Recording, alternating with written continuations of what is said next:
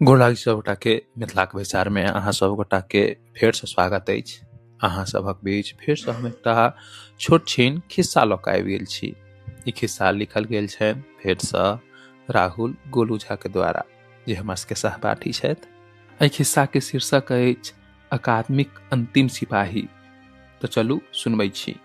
पटनाक मैथिलिक साहित्यक भवनक एकटा कोना अन्हार भऽ रहल अछि। सीढ़ी पर बैसल लाम वृक्ष कक्का बीड़ी पी रहल छथि।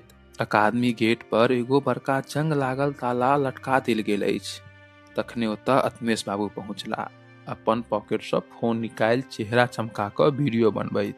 हे गाइज, ई अछि अपन सभक मैथिली अकादमी, जतऽ आब ताला लटका देल गेल अछि। सरकार सुतल अछि। एहि वीडियो के ज्यादा से ज्यादा लोग तक शेयर करू ताकि आम जनता तक ई बात पहुँच सके। कि अतबा में राम वृक्ष कक्का बीड़ी के राख झाड़ैत अपन चश्मा के कनि नीचा कऽ कऽ ओकरा तरफ देखलखिन।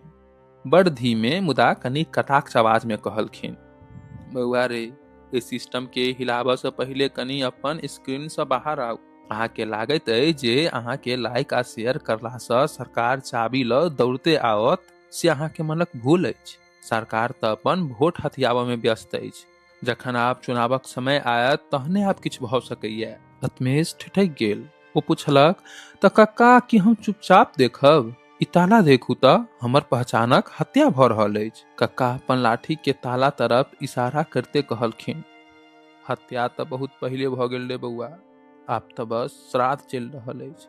ई ताला बस एकटा विज्ञापन अछि जे बता रहल अछि मैथिली अब केवल भाषणक कक्षा में बंद अछि। अहाँ तऽ ओही यूनिवर्सिटी के विद्यार्थी छी जेकरा बुझाइत छै जे अंगूठा सँ बटन दबेला सँ क्रांति आओत, मुदा असली क्रांति तऽ ओहि रद्दी भऽ रहल पोथी सब में बंद अछि, जकरा पढ़बाक फुर्सत अहाँ के पीढ़ी के कतऽ सँ।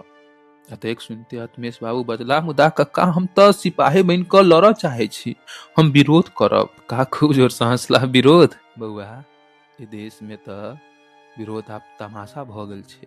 अहाँ के विरोध के साहब ओहिना इग्नोर करता जेना बुझू चुनाव जितला के बाद वादा के इग्नोर कैल जाइत अछि।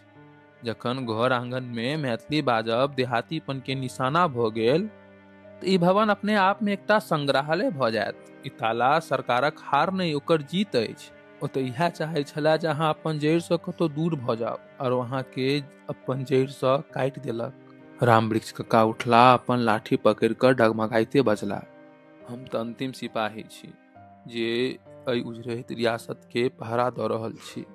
नौकरी प्रस्त लोक छी हम तऽ रिटायर भऽ कऽ गाम चलि जायब, मुदा याद रखिया बौआ, जखन भाषा मरैत छै तो कोनो मातम नहीं होइ छै, बस एकटा सन्नाटा चित जाइ छै। एतेक सुनते अतमेश जी के हाथ से मोबाइल नीचा खसि पड़ल। हुनका समझ में आबि गेल छल जे डिजिटल शोर सँ भाषा नहीं बचैत छै, भाषा तऽ बजैत छै ओकरा बाजब सँ। अंत में हुनक मोन में बस एकेटा सवाल गूंज रहल छल कि अहाँ तैयार छी ओ सन्नाटा के झेलऽ के लेल?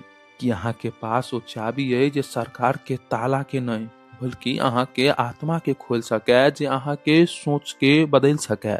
तो एकटा यह छल छोट सन किस्सा जे राहुल गोलू झा के द्वारा लिखल गेल छलनि। आशा करै छी अहाँ सबके बढ़िया लागल हुए। अगर बढ़िया लागल हुए तऽ अगल बगल लोग के शेयर करू और जरूर एहि पर किछु सोचू, और जो अहाँ सबके किछु अपन विचार हुए, सुझाव हुए तऽ कमेंट के जरिए जरूर बताओ।